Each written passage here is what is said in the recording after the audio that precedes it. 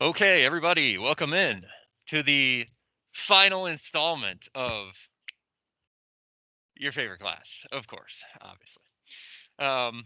The agenda today, we're going to lecture for maybe about 35 minutes, and then I'll give you 15 minutes at the end to fill out your instructor evaluations, okay? It's important to me that you guys do that. You can finally get back at me for all of your anger, okay?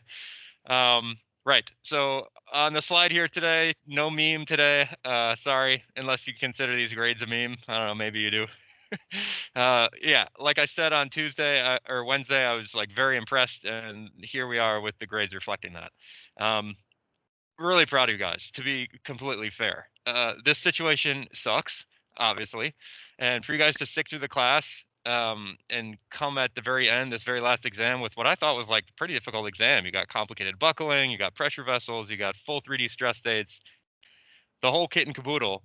You guys crushed it, really did well. So through all this bull crap we're going through, you guys have stuck through. I haven't had anybody drop the class. Really proud of you guys. So good job. Average was an 83, standard deviation about a grade and a half. So just what I, you know, would maybe expect. Usually my averages are lower than that. So really for you guys to kind of stick through and do that this well, really good job. Okay. Other announcements, we have an ungraded homework on fatigue. Make sure you take a look at that. There's going to be a couple fatigue problems on the final. And your final will be next week, Wednesday, 11 a.m. to 1 p.m. on Teams. All right. So that's that.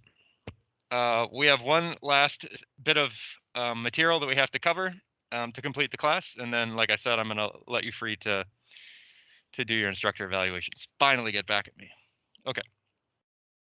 So I did post a new set of notes. This is on failure criteria for fluctuating stress. And what do I mean by fluctuating stress? Well, I'm just going to bring up the slides here for a quick review and talk over some of the stuff we've already discussed, but with graphs and charts that are better than what I could draw. And then we'll talk about the new material on the writing pad. All right. So everything we have done so far, modifications to endurance limit, endurance curves with RR more test, all that stuff has been for zero mean stress. All right. So we have not talked about a situation where the mean stress is not zero. So what do I mean by that? Okay. Well, fatigue with zero mean stress, if you're looking at your stress as a function of time, we have the sinusoid as our general model. And what we mean by zero mean stress is that the average stress as you're kind of going through the sinusoid is right at zero. All right. So mean stress equals zero. With non-zero mean stress, looks something like this. So maybe you already have some tension on the piece, and then you're providing additional sort of like fluctuating tension and compression. All right. So we have not talked about this situation yet, and it's something that occurs often and we need to talk about. All right. So let's do that. So remember our definitions of stress and fatigue. If we have a non-zero mean stress, these are the sort of definitions that we drew up when we first talked about fatigue. So if you go back in the very beginning of the notes, you should have all of these sort of definitions there for you. All right, the mean stress is the maximum plus the minimum divided by 2. If this is sort of like your maximum on your sinusoid, your minimum here, that divided by 2 would give you the mean stress, right? So that's this central stress value about which your sinusoid is sort of oscillating. All right. Your stress range, obviously, that's the maximum minus the minimum. That's this value here. It's kind of the height of the sinusoid. And then the amplitude is the, the height of the sinusoid. Here I've included absolute value here, max minus min. Absolute value not really required, but just making sure that you generally know that the stress amplitude will always be a positive value. Okay. So these are things you should already have in your notes. All right. Then we talked about endurance curves.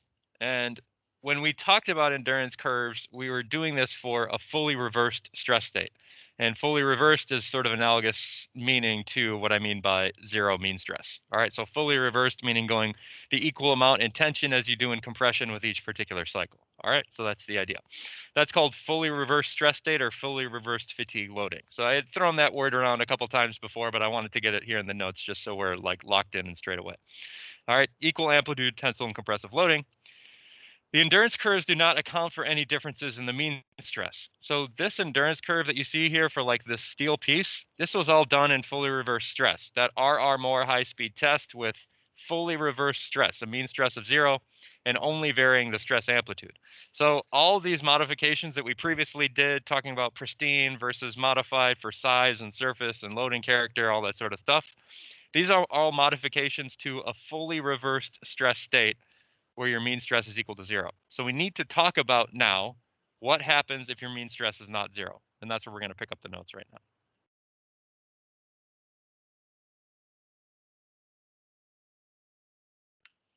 All right. So fatigue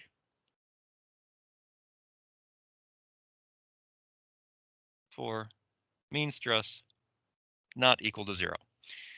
This is sometimes called fluctuating fatigue.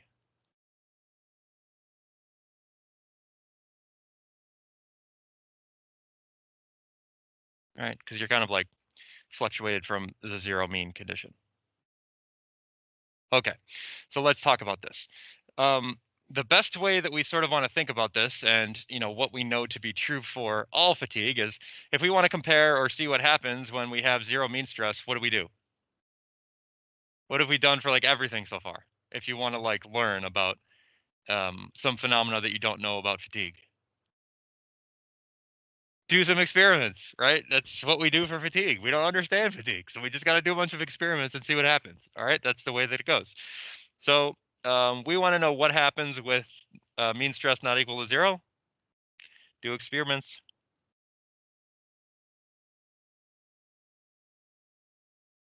With mean stress not equal to 0. Okay, cool. So what you might want to envision is the mean stress and the stress amplitude and seeing when failure occurs. Okay, so we have variable mean stress. We're going to do an experiment with mean stress not equal to 0, and we will vary my stress amplitude and mean stress and plot where failure occurs.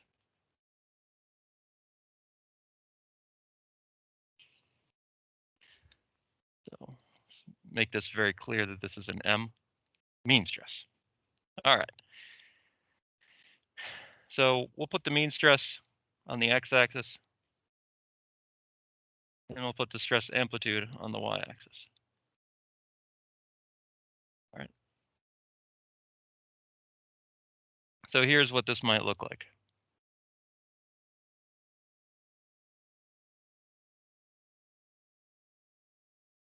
My mean stress and my stress amplitude.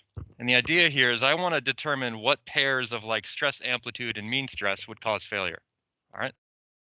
So let's think about this logically. All right. If I have 0 mean stress, all right. So let's think about the situation where I have 0 mean stress, right? So down here at 0.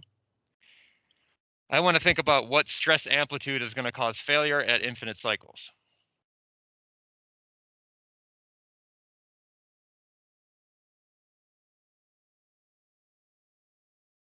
All right.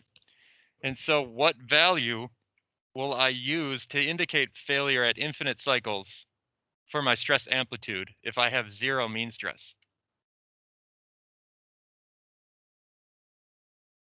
What experimental value will I see on the y-axis when I have a 0 mean stress here, if I'm testing to infinite cycles? What should be my y-intercept here?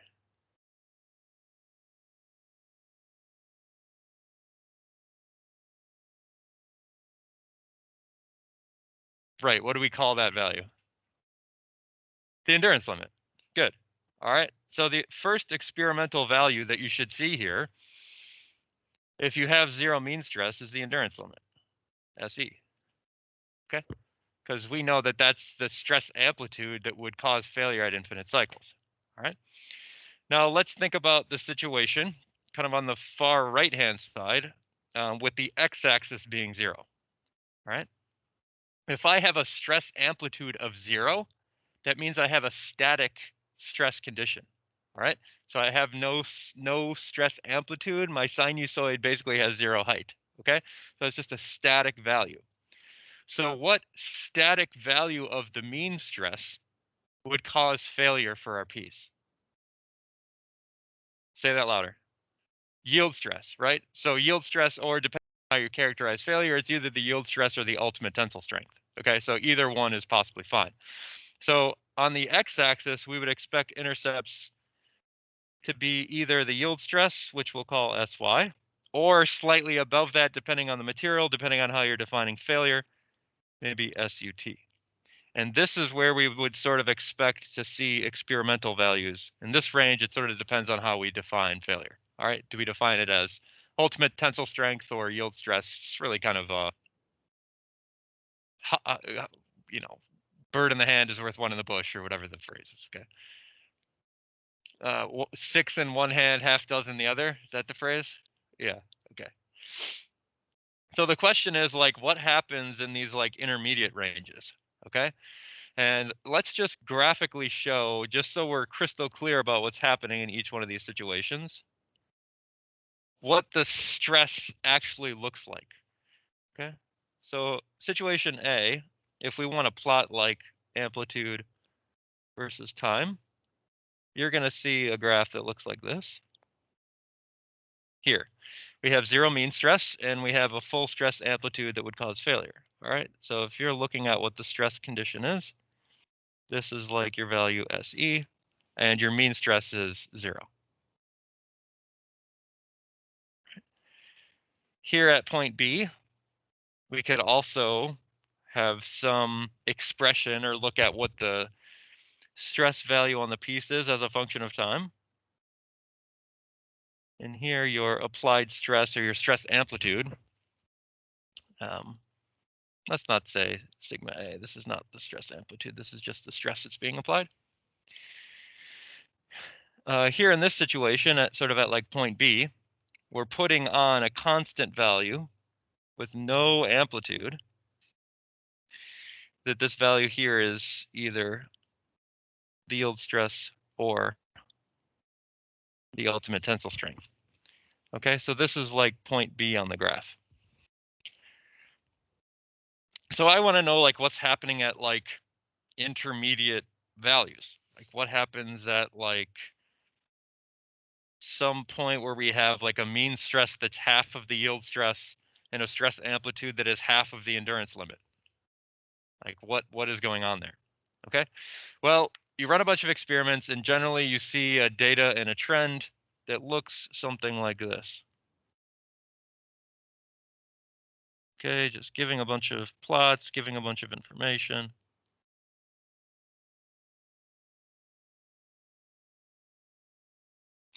This is what the data generally looks like.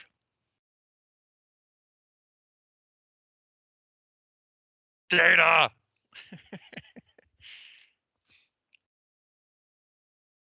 All right.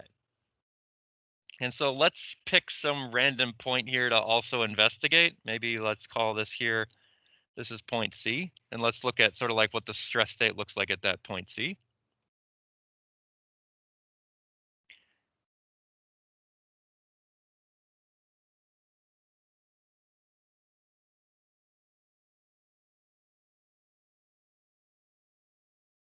All right. So we have some mean stress that's like half of that which would cause yield. And we have some stress amplitude that's like half of that which would cause failure at the endurance limit. So you probably have something that looks like this. Okay, that's probably some good representation of what's happening. A mean stress that is slightly positive. So again, here's like your mean stress. And then some stress amplitude that is, you know, some percentage of the amplitude that would cause failure at the endurance limit. All right, let's say 50% of that value. So that's approximately what the stress data at like point C might look like. All right. So we run a bunch of experiments and you get data that looks like this. All right. So the way that people have approached modeling this failure behavior kind of differs from person to person or from model to model. Some people say that this trend here is like linear down to the yield stress. That's a little suspicious. Some people say that this is like linear to the ultimate tensile strength, pretend that that's intersecting the ultimate tensile strength there. Some people say that it's kind of like this curved value here down to the ultimate tensile strength. Some people say that it's like a curved value down to the yield strength, et cetera, et cetera. All right, so different models exist to try to fit this data as best as possible. And the two models that we're going to talk about are the two linear models that exist between SE and SY, and the linear model that exists between the endurance limit and the ultimate tensile strength. So the two models that we're going to talk about are these two linear models. I'll do my best to sort of like make nice looking lines this time.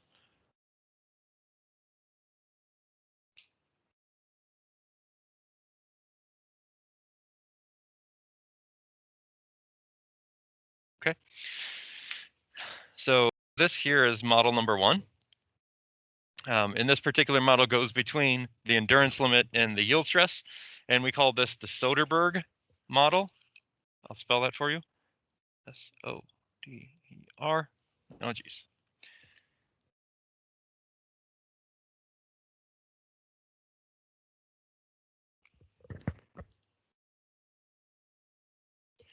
And the other model that we'll talk about is a model that exists between the endurance limit and the ultimate tensile strength, which is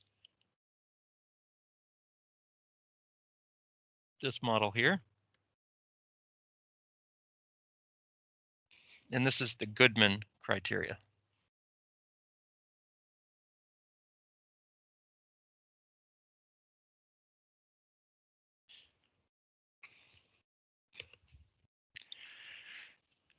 Okay. Both of these are actually kind of like generally conservative. If you think about like how the experimental data goes, they're sort of like under predicting what actually happens in reality, but you know, better to be more conservative, I guess. All right.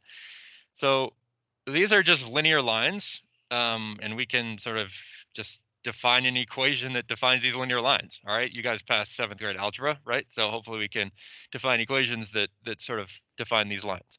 So we got a y-intercept here of the endurance limit for the stress amplitude, and we've got x-intercepts here of the ultimate tensile strength or the yield stress, depending on the model that we use. So let's look at these models and let's actually come up with formulations. Okay, so first we'll start with Goodman.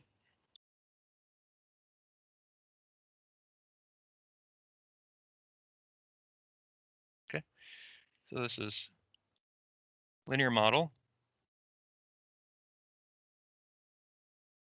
between stress amplitude equals the endurance limit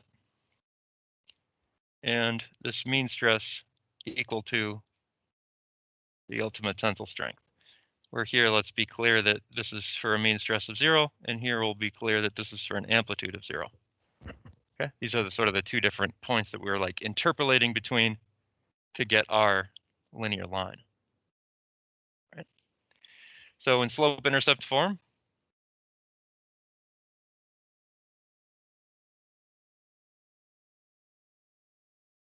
you get something like my stress amplitude, which is like my y value. So slope-intercept form is y equals mx plus b, where m is the slope.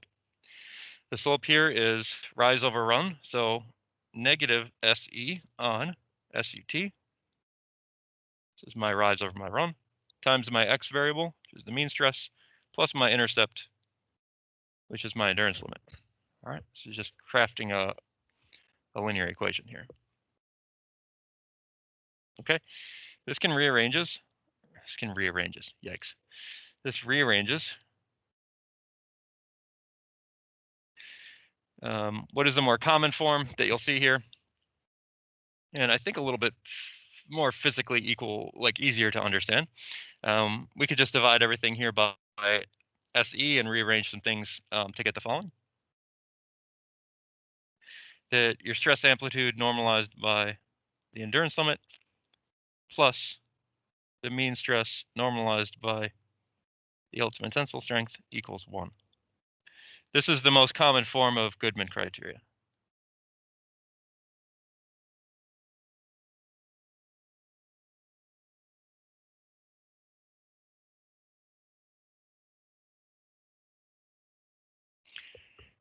I think this is a pretty cool form because you can interpret this as like, how much do we have to normalize the amplitude and how much do we normalize the mean stress?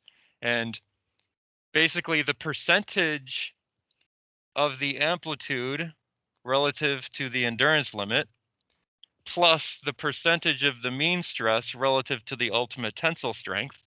Those two things together, if you're greater than 1, basically you're failing. All right. So the idea here is would predict failure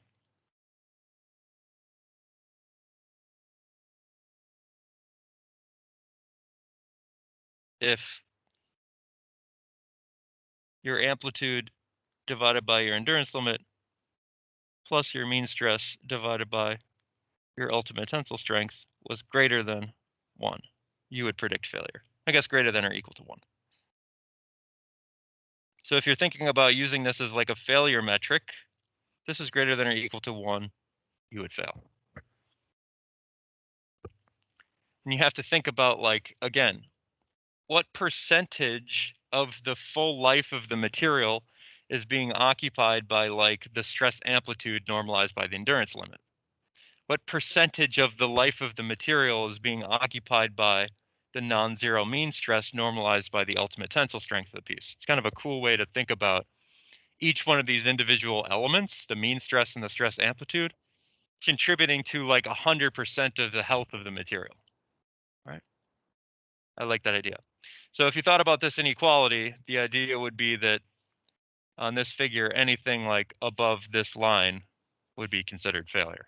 Okay. All right. Soderburg, very similar ideas. Not going to go through the whole thing. I'll just say,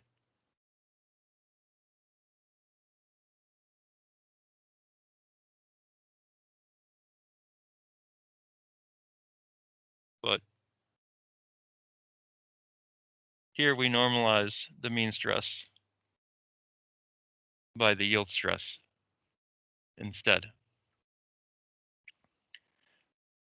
So the Soderburg looks something like this. My stress amplitude divided by my modified endurance limit plus now the mean stress normalized by the yield stress. This is the general equation for the line. If this equal to 1, that's your linear equation defined by the Soderburg criteria.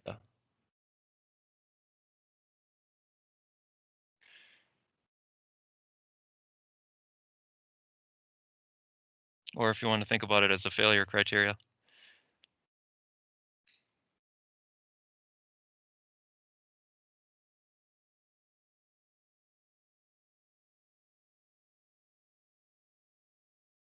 You fail if this condition is true. Okay, so that's how we deal with non-zero mean stress. All right, Soderberg and Goodman. Generally, the Soderberg is more conservative than Goodman.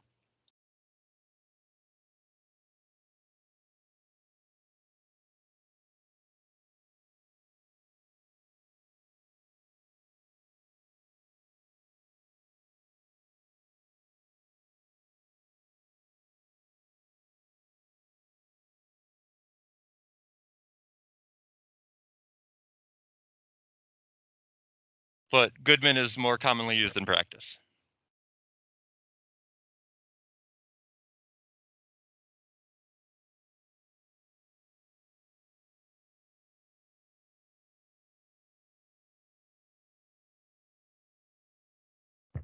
Okay, cool.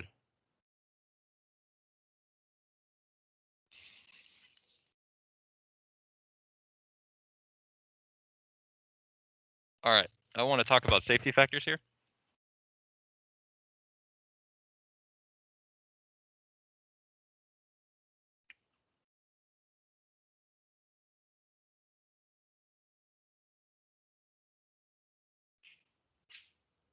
All right. To incorporate a safety factor, we've talked about this for our static failure criteria. If you want to incorporate a safety factor, just normalize your failure values by the safety factor. Okay, so to incorporate,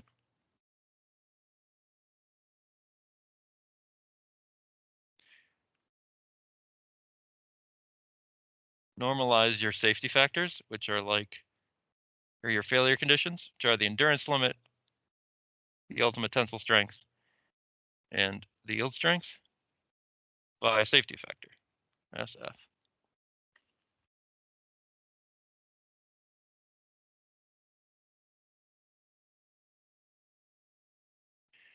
Okay, for Goodman,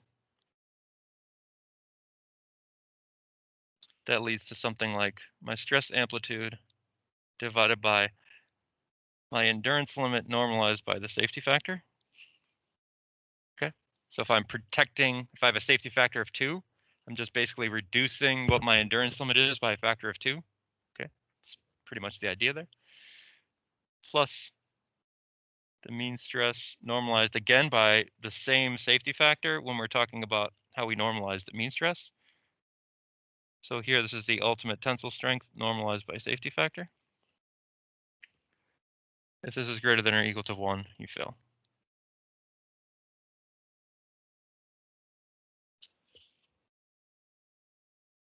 Since this is the same value, the safety factor here is same value.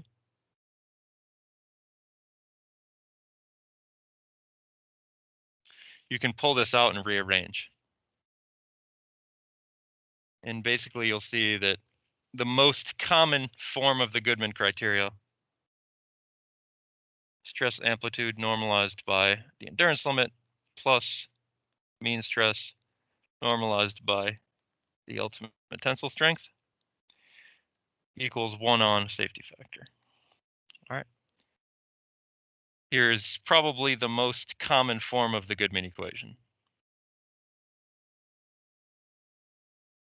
So you can plug in your values here. If your safety factor is less than 1, you failed. Okay.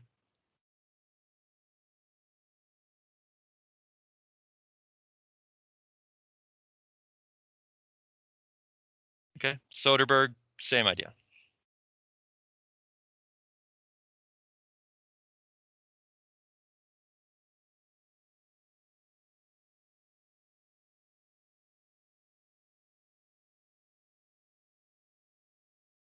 Except yield stress.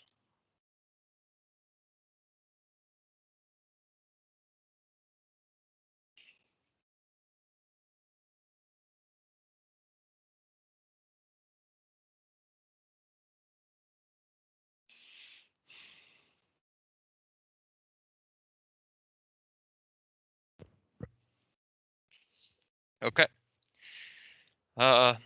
So that's how we deal with mean stress not equal to 0. One last bow or ribbon I need to put on this. All right. Goodman and Soderburg criteria only apply if the mean stress is greater than 0. Does not apply if the mean stress is less than 0.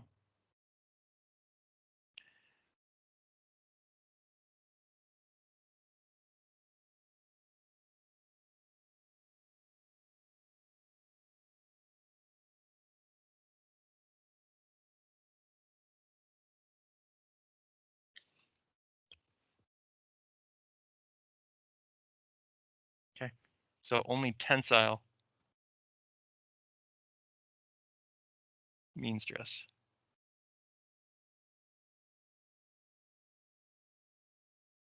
Okay. And that's because if you thought about like extending those lines into the compressive region, it doesn't really make sense, okay? Because you would predict basically that it would never run into the x-axis. Okay, it's not really realistic. All right. Okay. I'll say if sigma m is less than 0,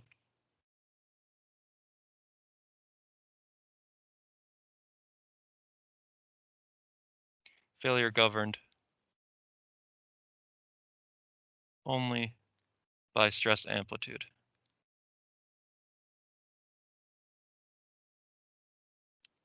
In which case, you're just going to want to say if the stress amplitude is greater than or equal to the endurance limit, you fail. All right. Regardless of the compressive mean stress.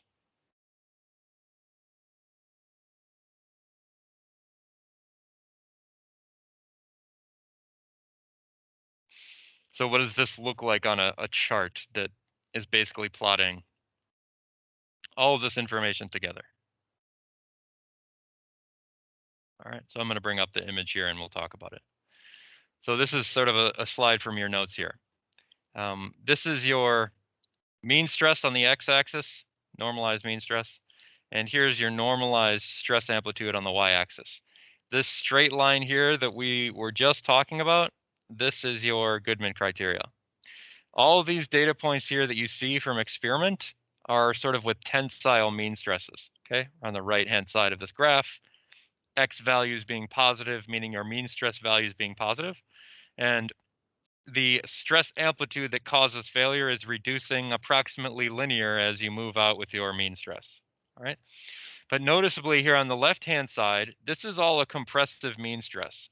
So this is a mean stress that is less than 0. So yeah, a low value of the mean stress, compressive mean stress. And so here we see that the data is relatively unaffected by mean stresses, which are compressive. It's kind of an interesting phenomenon. So because of that, the failure line is governed by this straight line value, which is just the equation that the stress amplitude equals the endurance limit SE. So if you have a positive mean stress, your failure is governed by Soderburg or Goodman. If you have a negative mean stress, your failure is just governed by the endurance limit. That's it. Okay. So that's it for the class. Your favorite class. Just kidding. I say that because I hope that at least you get some joy out of it. Okay, so I am giving you about 17, 18 minutes right now. Please take this time to do your instructor evaluations. I know I kind of joke about getting back at me, but seriously, I do look at them thoroughly and adapt my teaching because of your responses. So please do that. I know it's been a weird quarter. Uh, if I could just, advocate for myself a little bit, I would say I hope you feel like I was doing my best to try to keep it as normal as possible. Trying to provide in-person component for those of you that want it, simulcasting online for those of you who don't want to come to class, trying to keep the material the same for everybody who's doing it. Doing my best to post lectures after on YouTube, providing reviews for you after hours, review worksheets for your exams, trying to get your homeworks and your labs back quickly, taking time to record some of those lab videos. I hope you kind of take all these things into account, and hopefully you feel that I tried as best I could to make the experience as normal as possible. Okay.